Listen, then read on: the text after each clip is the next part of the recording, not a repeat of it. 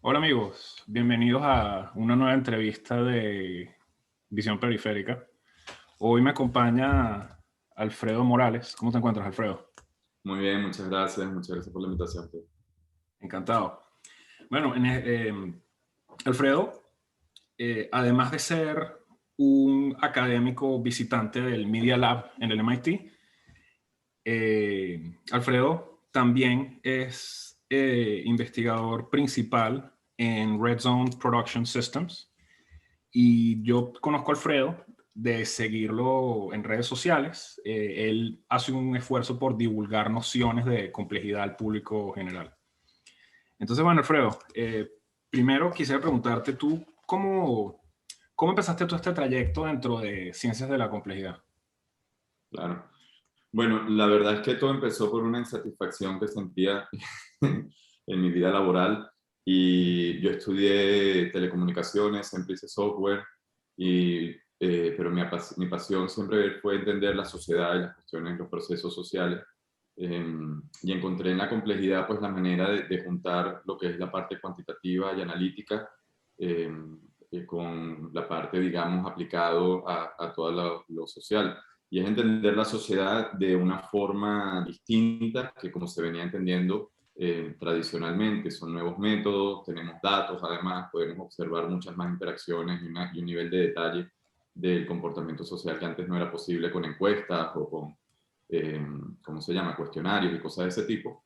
Y bueno, por ahí me fui metiendo.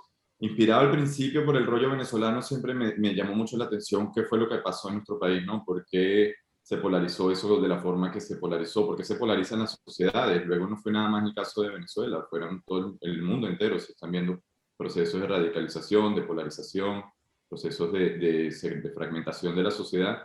Y digamos que tratando de darle respuesta a todo aquello, tanto en mi propio proceso personal, eh, pues encontré en esto un camino para encontrar todas esas pasiones al mismo tiempo y, y por ahí me empecé a meter en temas de análisis de datos en redes sociales, que es mucha gente, está todo el mundo compartiendo información.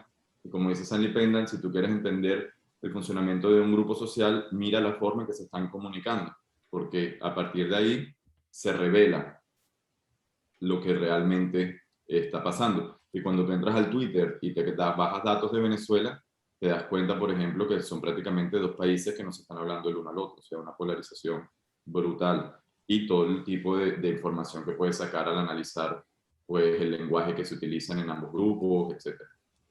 Claro, yo vi que tú ganas, o sea, corrígeme si me equivoco, pero tú ganaste un premio por un estudio que hiciste de la reacción que hubo en Twitter luego de la muerte de Chávez. Bueno, eso fue un estudio en particular. El premio incluye, digamos, todo lo que es la trayectoria de querer traer la física de sistemas complejos, el entendimiento de sistemas que son completamente abstractos y no necesariamente sociales, con la componente de análisis de datos, machine learning, inteligencia artificial y todo aquello, para descubrir los patrones de comportamiento social y los patrones emergentes de comportamiento social. Y eso lo hemos estado aplicando en principio para caracterizar las ciudades, porque o sea, en primer lugar el diseño de la ciudad ya establece las condiciones para las interacciones que luego se dan por consecuencia. Y en ese sentido, en el MIT estuvimos trabajando, estudiando las ciudades, los comportamientos, donde la gente vive, cómo la gente se comporta, la segregación social y los efectos que tiene la segregación social en los comportamientos emergentes. Y de ahí salieron varias recomendaciones, incluso varias colaboraciones con gente que trabaja pues, en desarrollo urbanístico y que utiliza estos mapas de movilidad y de comunicación para determinar pues, dónde construir el puente nuevo, si realmente se va a hacer una inversión a nivel de ciudad para cambiar algún tipo de infraestructura. Y desde los últimos años he bajado la escala al nivel de organizaciones. La complejidad, incluso con una pareja, ya existe complejidad. ¿Me entiendes? No necesitas más. Ya una persona ya tiene tela. Dos, uf. Y una empresa, imagínate, una empresa es un sistema social, es un sistema complejo. Lo que pasa es que tradicionalmente, no tradicionalmente, pero en los últimos 200 años, digamos, 300 años, se ha estado desarrollando mucho la visión mecanicista del mundo y también por el desarrollo de la física como con Newton y con, digamos, todas estas leyes bellas y universales que describen, claro, el movimiento de unos planetas que son gigantescos y que no cambian la trayectoria sino en miles de millones de años. Entonces, claro, a partir de ahí se inicia toda una discusión en el mundo sociológico si realmente la sociedad se puede describir con modelos matemáticos. ¿Me entiendes? Entonces, eso quedó como un poco infértil porque la sociedad es mucho más compleja que el movimiento de un planeta alrededor de un sol. O sea, un sistema mucho más maleable y mucho más complejo, o sea, tiene un comportamiento mucho más heterogéneo, mucho más impredecible. Eso no significa que no lo puedas administrar, que no lo puedas gerenciar y que no puedas obtener resultados positivos de esa complejidad que existe entre las personas. Con lo cual la misión que tenemos es aplicar todos estos conocimientos en empresas para cambiar el modelo de gerencia, porque todo empieza por el modelo de gerencia, y que realmente eso pueda florecer naturalmente. Claro. Entonces, me gusta todo lo que estás diciendo. Y entonces, para que la gente que nunca ha oído específicamente el tema de complejidad, Uh-huh. Normalmente cuando hablamos de complejidad, y corrígeme porque yo no soy estudioso, yo me considero un navegante de la complejidad, es importante no solo entender los componentes de un sistema, sino entender que importan las interacciones e importa la organización del sistema, porque los comportamientos que emergen de grupo no son predecibles viendo un componente. Y eso quería mostrar una cosa. Si y estoy teniendo problemas para hacerlo. Sí, exacto. Quería mostrar una cosa, pues, para los que vean esto en YouTube. Este es un video que es muy bonito, ¿no? O sea, uno puede analizar una bandada de pájaros o un enjambre de abejas porque es como una bestia distinta a la que tú ves cuando tú analizas cada componente por separado, ¿no? Hay una organización y de alguna forma el conjunto está interactuando con su entorno de formas que no son predecibles a partir de los componentes. Más o menos, más o menos. O sea, estás correcto, te elaboro en la idea. Cada pájaro es un agente autónomo, independiente, correcto. Pero cuando ellos están volando juntos, ellos están creando cierta regla de interacción, ¿verdad? Que se basa en mantenerse lo suficientemente cerca para mantenerse, ¿sabes?, en un conjunto, pero lo suficientemente lejos también para como no chocarse los unos a los otros. Y como resultado, de forma, digamos, distribuida, de forma descentralizada, emerge esa forma, que es digamos, ese enjambre, y que luego tiene unas propiedades de un movimiento y una viscosidad del todo que es emergente, y es emergente porque se está generando a partir de esas pequeñas contribuciones que están haciendo cada uno de las partes del sistema. Piensa en las personas por un minuto. Nosotros somos un conjunto de células, y si tú sacas una célula de una persona y la pones en las condiciones correctas, esa célula va a seguir viviendo porque es un ser vivo autónomo. Sin embargo, ¿en qué momento emerge la persona? ¿No? Y hay unas preguntas que realmente no tienen respuesta clara todavía. No por ello no se observa el fenómeno y se identifica, ¿no? Nosotros somos esa creación colectiva de células que se asocian entre ellas para generar algo bueno, que es a nivel sistémico, que a nivel sistemático, que ya va más allá del simple individuo. Lo mismo ocurre en las sociedades, porque algunas sociedades tienen innovación y crecimiento económico y otras tienen violencia y polarización.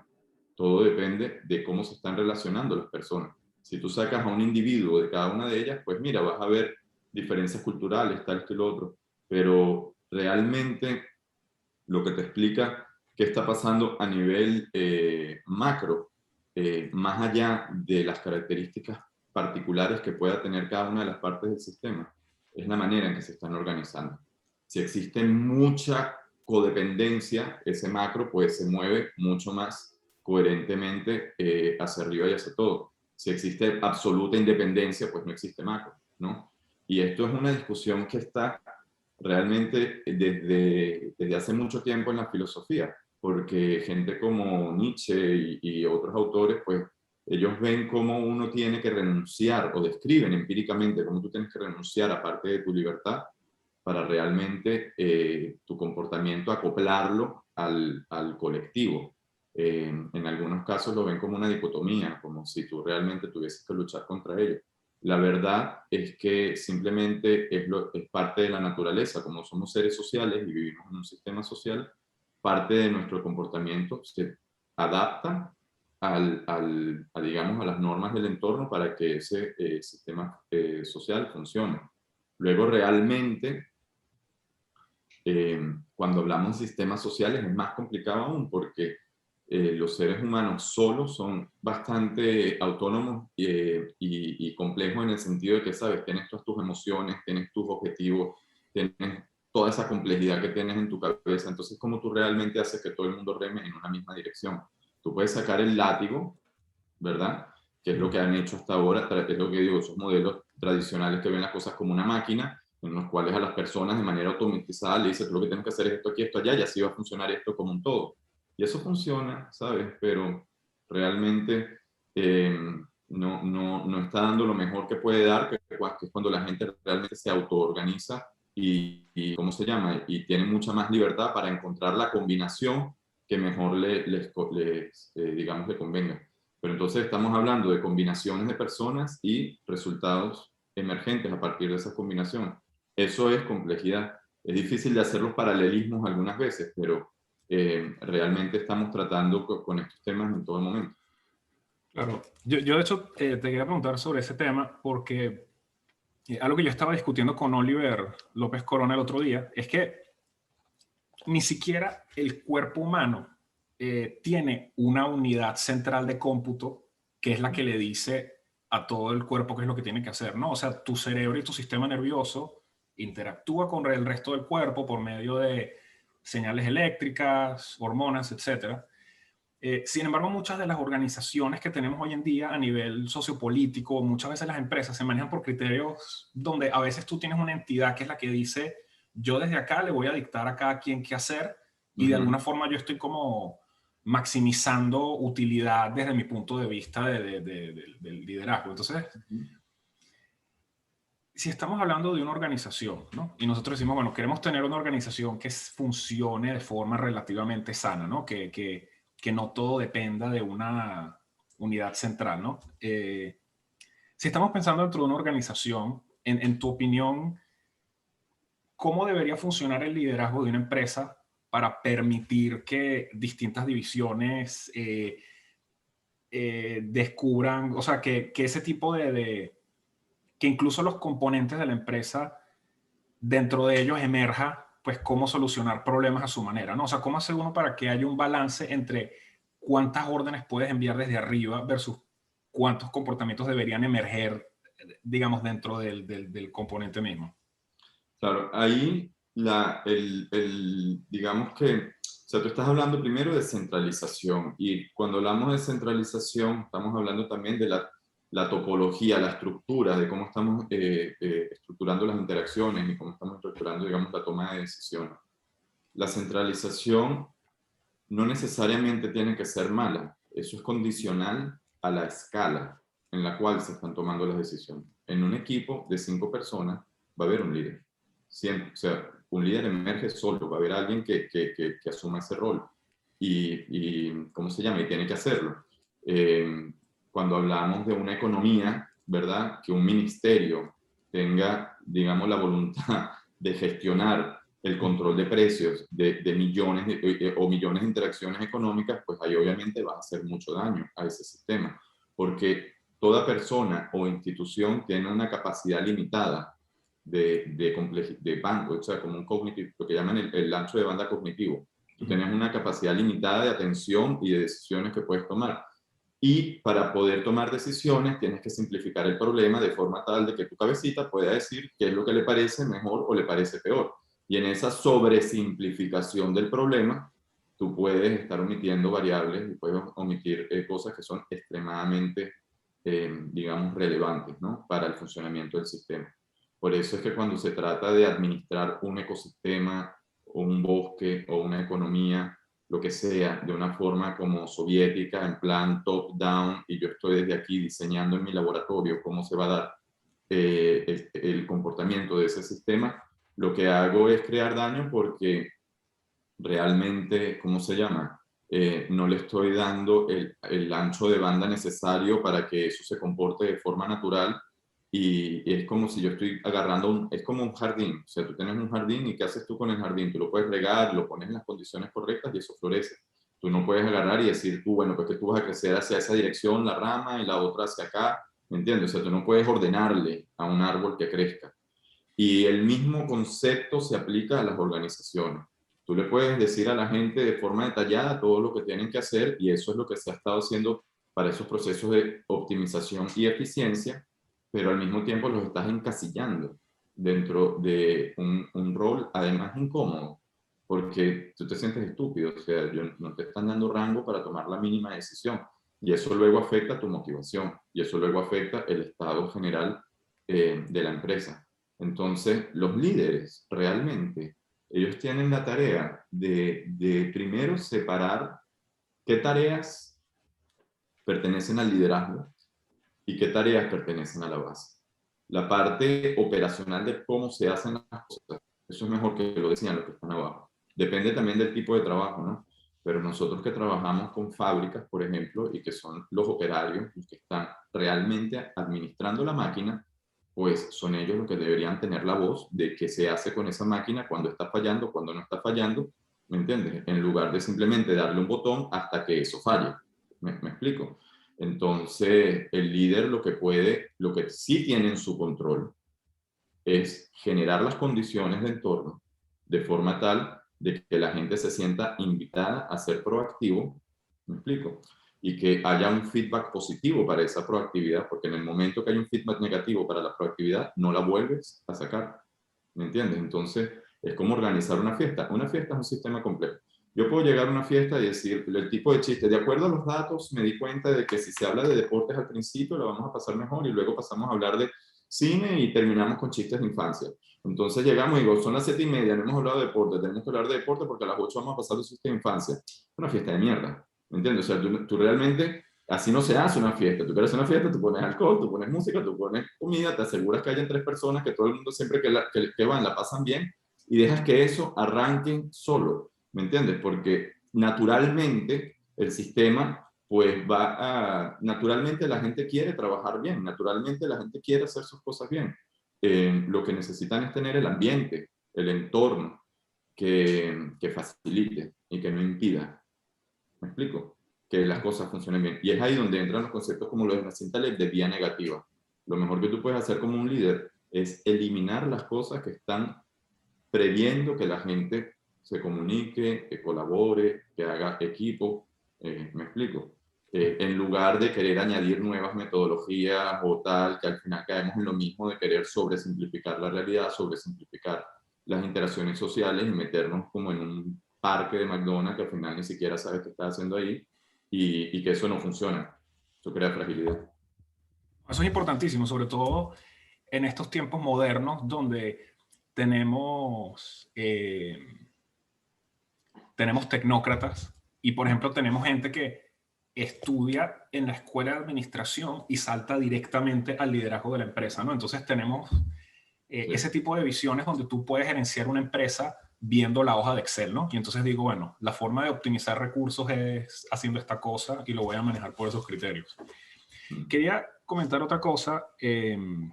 También acá, un artículo tuyo que estaba bueno, está escrito en inglés, pero donde dices unas cosas interesantes.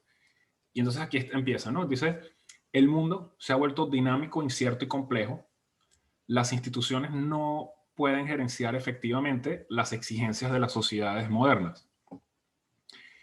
Una de las cosas que tú mencionas en este artículo es que en el mundo moderno tenemos muchísima más interdependencia. Uh -huh.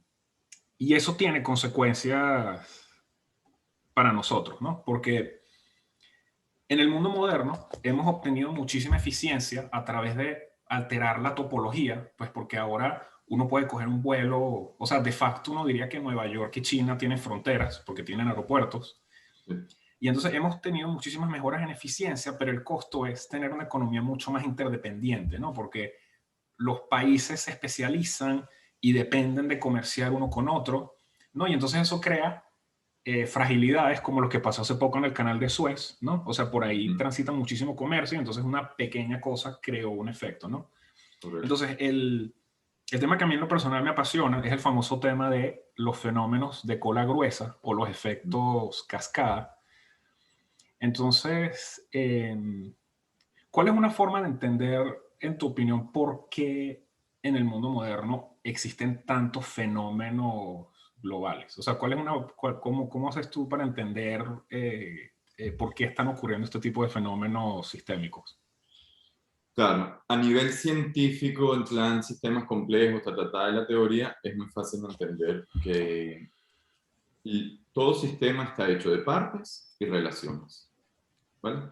Y las cosas que pueden, los comportamientos, digamos, sistémicos, los comportamientos macro del sistema, como una pandemia es un comportamiento macro del mundo, como una crisis económica es un comportamiento macro del mundo, como la innovación, o sea, etcétera.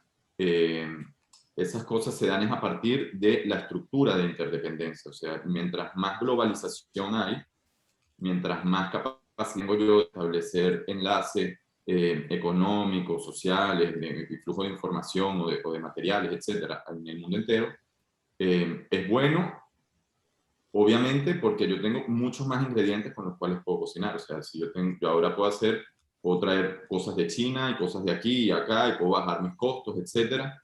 Y eso ha traído, pues, mira, tenemos iPhones, estamos hablando a través de este ordenador, etcétera, me explico, y es parte del mundo moderno. Ahora, al mismo tiempo, esos canales de comunicación, desde la época del Imperio Romano, ¿me entiendes? Es también donde pasa otro tipo de información, como puede ser un virus, como puede ser un crash económico, como puede ser este tipo de cosas. Entonces las interdependencias tienen ese doble filo, porque lo que hacen es conectar a todo el mundo y permitir, o sea, al sistema y permitir que como un todo eso ahora pueda comportarse a partir de todas esas conexiones. Si estuviesen desconectados, es imposible que por azar salten todos al mismo tiempo. Eh, entonces eso tiene como ese doble filo, o sea, es para lo bueno y para lo malo. El, el mundo actual, de un momento para otro y de una forma muy rápida, se globalizó y se interconectó. Pero lo hizo de una forma, digamos, que no es la mejor. Porque a pesar de que permite hacer todo este tipo de eficiencias dentro de las compañías, se creó un gran sistema en lugar de ser un sistema de sistemas. Es decir, nosotros en lugar de generar un ecosistema o una población, generamos como si el mundo fuese una gran persona donde existe un sector, como la zonificación de las ciudades, un sector que hace esto, un sector que hace lo otro, ta, ta, ta. Y digamos que esa sobreespecialización de las distintas partes y en definitiva lo que generó es una falta de alternativas, una falta de opciones, hay una falta de diversidad, con lo cual tienes un problema en China y se te acaban la supply chain, las cadenas ¿me entiendes?, en el mundo entero, o sea, y Ujú. localmente ni siquiera se hacen máscaras, ¿me explico? O sea, es que lo que pasó con el rollo de la pandemia fue realmente demostrar cómo estamos de manos atadas, ¿no? La solución no es acabar con la globalización, sino es tener o sea, tener lo mejor de los dos mundos, que tú puedas tener los enlaces que te permitan a ti, digamos, crear esa complejidad local, pero al mismo tiempo la capacidad de desacoplarte de ese sistema global sin necesidad de que signifique el fin para tu economía. Entonces, el mundo que vivimos es ese, es un mundo mucho más complejo y pasan cosas mucho más locas porque es que estamos todos conectados, ¿me entiendes? Ahora una protesta en Turquía te tumba un gobierno en América Latina, ¿me explico? Eso antes no pasaba. La información es evidente y está, ¿sabes? Estamos todos viéndola en todo momento. No tenemos el mundo actual, si tú piensas a nivel físico, y aquí son buenas las analogías, el estado sólido, el estado líquido o el estado gaseoso depende de las interdependencias entre los átomos, depende si están pegaditos o si están más o menos cerca o si están completamente independientes. Tú puedes pensar que el mundo, a partir de los últimos 50 años, 20 años, ha cambiado de estado, es otro mundo, ¿me entiendes? Ya tú no puedes planificar como planificabas antes, donde nada cambiaba, ahorita el mundo te cambia en 2 minutos, ¿me explico? Y a estados que tú no sabes a dónde van a ir, porque realmente a nivel de posibilidades, en una red, añadir un nuevo nodo no significa añadir, vamos a suponer que yo tengo una red de 10 nodos. Yo añado uno nuevo que es añadir 10% más. Yo no añado un nuevo comportamiento, yo añado todas las combinaciones que tiene este con lo existente. ¿Me explico? Con lo cual, a medida que tú vas conectando y globalizando, el espacio de posibilidades explota. O sea, se hace muy grande. Yo siempre he dicho, cosas mucho más raras van a seguir pasando. ¿Me explico? Porque realmente apenas estamos abriendo los ojos al mundo que hemos creado de forma ciega, porque simplemente lanzamos estas conexiones sin pensar en las segundas consecuencias o terceras consecuencias que se pueden generar a partir de tener una nueva estructura, un nuevo layout, ¿me explico? En el mundo. Sí. Y sobre eso, hay una cosa que a mí me parece interesante. Antes, cuando apareció el Internet, yo me acuerdo que todo el mundo decía, ah, no, buenísimo. Ahora que toda la gente va a tener acceso a toda esta información, los gobiernos autoritarios del mundo tienen que asustarse, ¿no? Porque la gente se va a alzar contra los gobiernos autoritarios. Lo que la gente no ve es que la desinformación también corre con fluidez, ¿no? Y entonces, Correcto. hoy en día es dificilísimo lidiar con la desinformación porque hoy en día emitir un tweet no me cuesta nada, ¿no? Sí. Entonces, se propaga lo bueno y se propaga lo malo. Y otra Quería cosa preguntarte, también, le estás dando la tecnología al gobierno autoritario para que te controle el triple. ¿Me explico? Que es que el sí, caso de uso no es el único que te estás imaginando. ¿Me entiendes lo que te quiero decir? sí, exactamente. Y esto es una especulación mía, pero quizás antes, en el siglo, o sea, en el siglo XX, había canales de comunicación no tan centralizados, porque si yo soy un activista en un país, quizás yo tengo una ruta de gente que me hace llegar libros por un lado, Mm, pero hoy en día todo circula por Internet. Y entonces eventualmente los gobiernos pueden prohibir el uso de Internet o pueden decir, mira, Twitter no va a funcionar en este país, etcétera. O sea, sí, no es tan bueno, fácil lo de... pasado. Exactamente, exactamente. Hasta en Venezuela creo que supuestamente habían deshabilitado, creo que el canal de Twitter por el que transmitían imágenes. En Venezuela Y cuando les da la gana le dan ese switch. Clic, sí, y quiero muy contarte mal. una cosa, aquí ya en el tema un poco más práctico, ¿no? Para alguien que diga, Mm, bueno, yo soy un ciudadano y yo me estoy exponiendo a riesgos globales, ¿no? Yo no sé si el año que viene se vuelve a venir algo estilo COVID. ¿Cómo hace uno como persona o incluso cómo hace una organización para decir, bueno, ¿cómo hago yo para prepararme en caso de que vuelva a venir algo que nunca ha pasado, ¿no? O sea, ¿cómo puede hacer una claro, empresa para pensar en no irse a la quiebra o incluso para beneficiarse cuando vuelva a venirse una cosa de estilo COVID? claro. ¿Qué piensas sobre eso? Bueno, en primer lugar, el paradigma. El paradigma con el cual estás viendo al mundo. ¿Me entiendes? El mundo es extremadamente más dinámico, lo que ya la forma en que se hacía planificación antes ya no se puede hacer porque realmente estás expuesto a mucho más riesgo, como tú estás diciendo. Antes el análisis de riesgo pues incluía mucho menos variables y de nuevo estas variables vienen por toda esta interdependencia y todo este rollo que estamos hablando. La gente y las organizaciones lo que tienen que aprender es a operar en incertidumbre, ¿vale? Porque parte de cambiar el paradigma es entender pues, que un sistema complejo tú realmente no lo puedes predecir como estás acostumbrado a predecir. O sea, ¿qué es lo que te quiero decir? Ahora en la era de la tecnología y de la data, todo el mundo quiere predecir cuál va a ser el nuevo Black Swan, el nuevo evento inesperado, cuándo va a ocurrir, etcétera. Y eso es una pérdida de tiempo, porque realmente por más que tengas datos, mañana alguien echa un tuit en la Casa Blanca que por equivocación diciendo una estupidez y te ganaste una guerra y un rollo que obviamente ni lo habías preparado. Entonces, ahí cambia la naturaleza de la predicción y dice, en lugar de predecir qué día va a ocurrir el terremoto, que eso es lo que hace la gente que lee las cartas. Yo lo que hago es preparar mi edificio para que, aunque ocurra un terremoto, yo sobreviva y no, ¿cómo se llama? Y no se me caiga mi estructura, ¿no? En ese sentido, el trabajo de Nassim Taleb es muy bueno para leer porque realmente pues, te explica muy bien de forma práctica cómo lidiar con la incertidumbre. Y hay dos principios hay dos principios digamos, que son importantes entender. Uno es prepararse para lo peor, prepararse para la disrupción. Primero, identificar cuáles son los puntos más frágiles. ¿Cuál es tu canal de Suez? ¿Verdad? ¿Cuál es la cosita que si tú quitas se te viene todo abajo? Segundo, prepárate para que se te viene abajo. ¿Qué haces tú si eso se viene abajo? Y empieza a trabajar en ese plan alternativo de una vez. Mejor si tienes la alternativa ya construida, porque la forma en que tú puedes realmente crecer de un shock es porque ya tú tienes unas opciones alternativas que te permiten a ti seguir creciendo. Y entonces aprovechas la disrupción de una de tus partes para crecer por la otra parte. Es un poco como que los principios que se llevan.